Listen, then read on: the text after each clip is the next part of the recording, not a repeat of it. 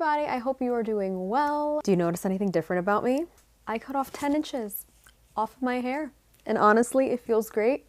I started getting headaches and decided to chop off all of my hair. So this is what we're working with today.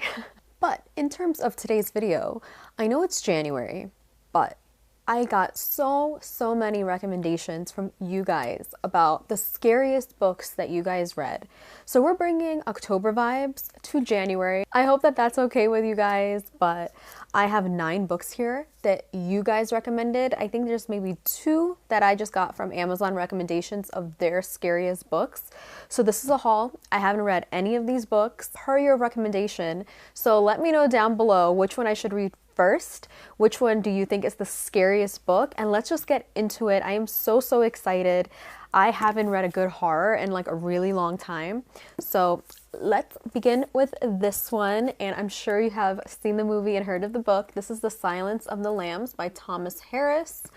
And the back says, as part of the search for a serial murderer nicknamed Buffalo Bill, FBI trainee Clara Starling is given an assignment. She must visit a man confined to a high-security facility for the criminally insane and interview him. That man, Dr. Hannibal Lecter, is a former psychiatrist with unusual tastes and an intense curiosity about the darker corners of the mind. His intimate understanding of the killer and of Clarice herself form the core of Silence of the Lambs, an unforgettable classic of suspense fiction. So I've watched the movie, so I'm really excited to read the book. The movie was super intense, and even though it was ridiculously scary, it was a really interesting psychological thriller and wasn't very conventional. So I'm very excited to read this book, and the font is very readable, nice and comfortable on the eyes. The pages are really good quality for a very affordable paperback. So this is the first one. This one I picked out myself, and I love this edition of this book because it's those rubbery paperbacks. Like, oh, so satisfying. Like, even the sound of it is amazing. But anyways, this is called The Hunger by Alma Katsu. And when I read the description on Amazon, it was different than the description on the back. So when I read the description on the back, I was like, oh, this book is about that. And which made it really interesting to me, and definitely kind of tempted to read this one first. So the back says, evil is invisible and it is everywhere. That is the only way to explain the series of misfortunes that have plagued the wagon trail known as the Donner Party. Depleted rations, bitter quarrels, and the mysterious death of a little boy have driven the isolated travelers to the brink of madness. Though they dream of what awaits them in the West, long-buried secrets begin to emerge, and dissent among them escalates to the point of murder and chaos. As members of the group begin to disappear, the survivors start to wonder if there really is something disturbing and hungry waiting for them in the mountains, and whether the evil that has unfolded around them may have in fact been growing within them all along. So the Donner Party, I actually watched a few YouTube documentaries about it, and so I'm really curious to see how this book takes that series of events and turns it into a horror thriller. So let me know if you guys read this book and if you enjoyed it, and if there's any historical accuracies to the Donner Party in reality. So super excited for this one. The next one is this one here, and this is The Exorcist by William Peter Blatty. And this one is on so many lists as the scariest book of all time. It's also a movie. I feel like a lot of these are, because if it's a good story and if it's truly haunting, why not make it into a movie, right? So this book is basically from 1971, and it talks about the possession of 11-year-old Reagan McNeil, the daughter of a famous actress, and the 2 priests who attempt to exorcise the demon that is within her. So I've never watched the movie because, I'll be honest with you, I'm a little scared to watch it. But this is based on a true story of a true exorcism that occurred, and I'm just super excited to read the book instead of watching the movie first. It's very dense, but the font is very readable. And I hope it's not weird that I talk about the fonts of certain books, but sometimes, for me at least, because I have astigmatism, if the font is super tiny and like the letters are very close together, it hurts my eyes to read. you know, I'm getting old. So when a story has a very readable font, it just makes the reading experience that much better. So that's this one. Very excited, just like with all of these, to read it and, you know, have my pants scared off. The next one is this one, and it is The Haunting of Hill House by Shirley Jackson. I love this Penguin edition. So happy. So I'm actually surprised at how short this book is, because I know the Netflix series has like a few episodes. I only watched one episode of that one and had to stop. I don't know if I'll continue watching it because it was just really weirdly disturbing, so I'm very scared to read this.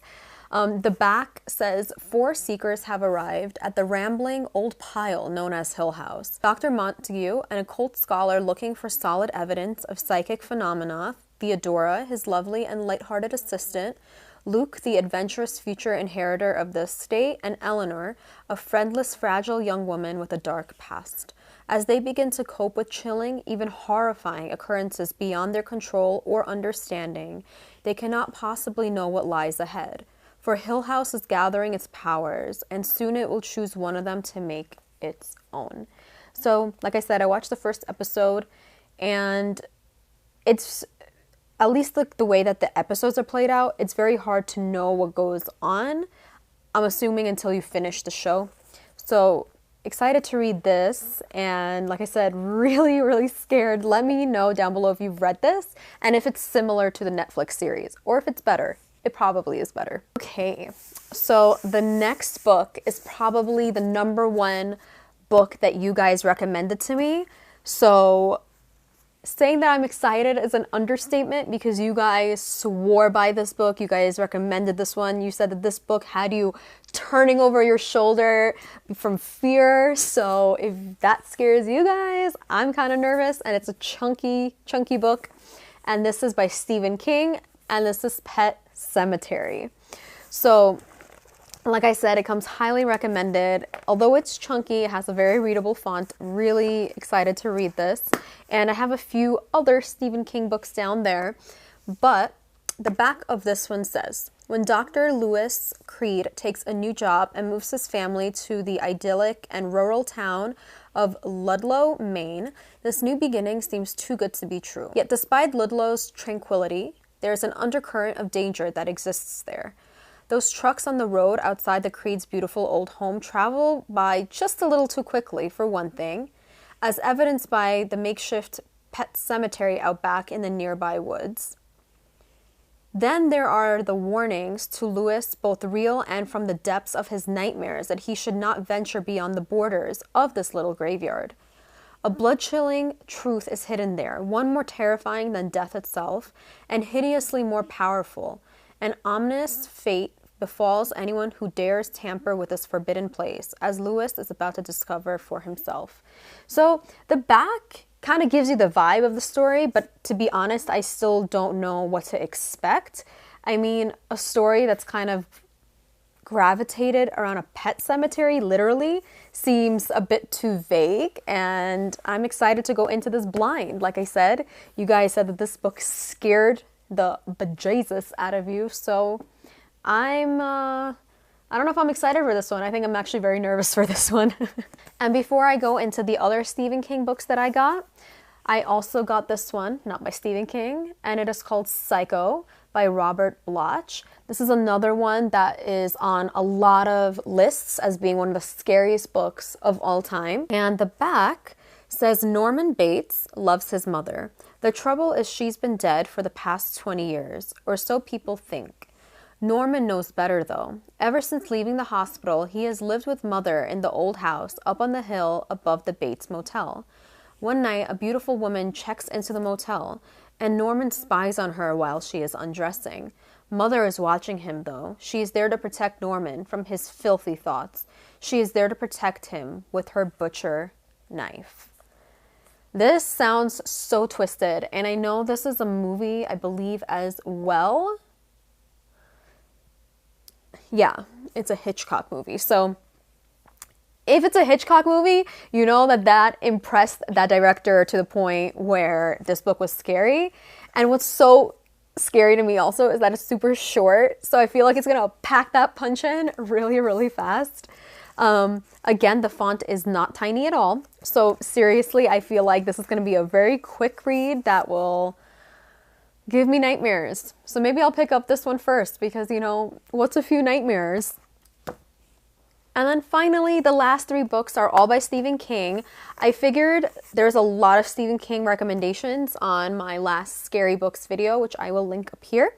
And I just decided to get a box set of 3 books. And you know, the funny thing about Stephen King is that I would never, like, upon looking at his face, think that he's the type of person to write these types of twisted books.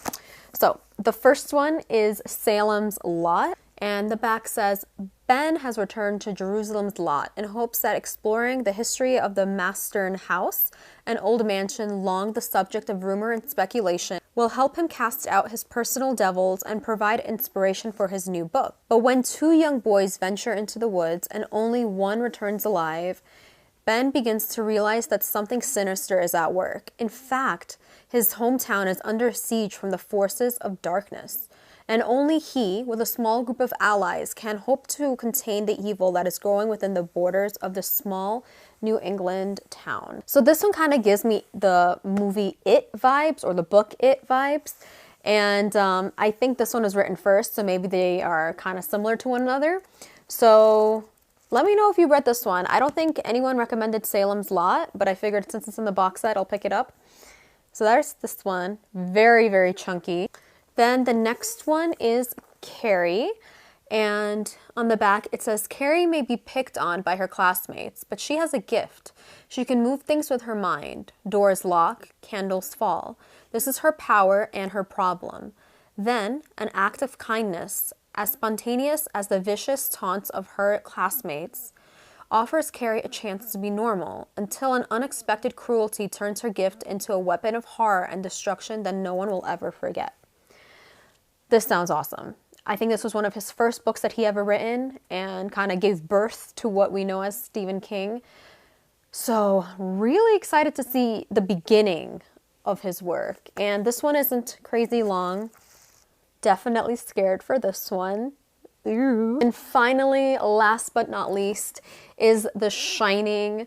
Joey from Friends would be so proud of me right now. I will have my freezer available when I read this. This is a chunker of a book, a classic, the movie I loved, so I'm very excited to read this book. The back says, Jack Torrance's new job at the Overlook Hotel is the perfect chance for a fresh start. As the off-season caretaker at the atmospheric old hotel, he'll have plenty of time to spend reconnecting with his family and working on his writing. But as the harsh winter weather sets in, the idyllic location feels ever more remote and more sinister.